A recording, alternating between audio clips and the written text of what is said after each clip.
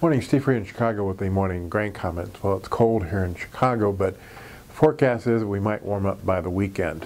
There's still out in the Midwest concern by farmers that we have low subsoil moisture levels versus the last couple of years in which we got some rains in the fall. We had some rains in the spring, and it helped, especially the corn crop, get through a dry summer with this reserves.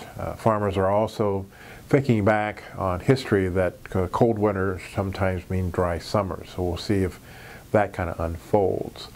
Beans a little bit lower, and corn and wheat's unchanged. Pretty quiet markets. Down in South America, it looks like the weather situation is kind of still not perfect. We're getting some rains in parts of Brazil that's slowing harvest down, but we're now starting to see some dryness in the northeast part of Brazil. And for the last 3 months, Argentina's precip as percent of normal has been about 50%. So the question is, are we just going to start seeing declines in the Argentina corn and soybean numbers more than what the USDA did on Friday? And will the Brazilian crop numbers help offset that?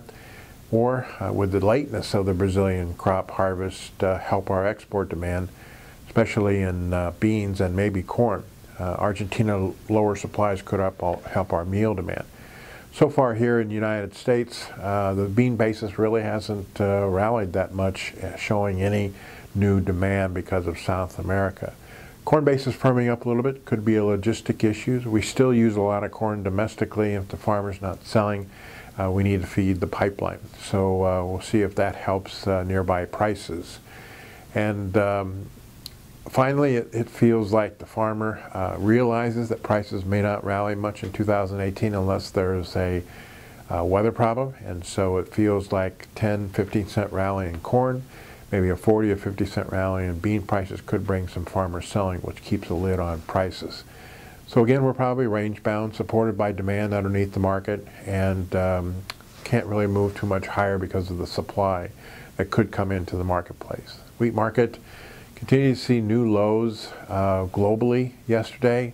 I think the number one thing is the Russian wheat continues to be offered at cheaper prices and cuts into the export demand, and without a weather problem there, they probably will do the same in 2018, versus the fact that we're dry in the southern plains, and in La Nina years that dryness continues into the spring. So we'll see at what point that dryness starts affecting the crop and at what point it starts triggering funds covering their record short position. As always, these are my thoughts and not those of ADM or ADM Investor Services, and have a safe and profitable trading day.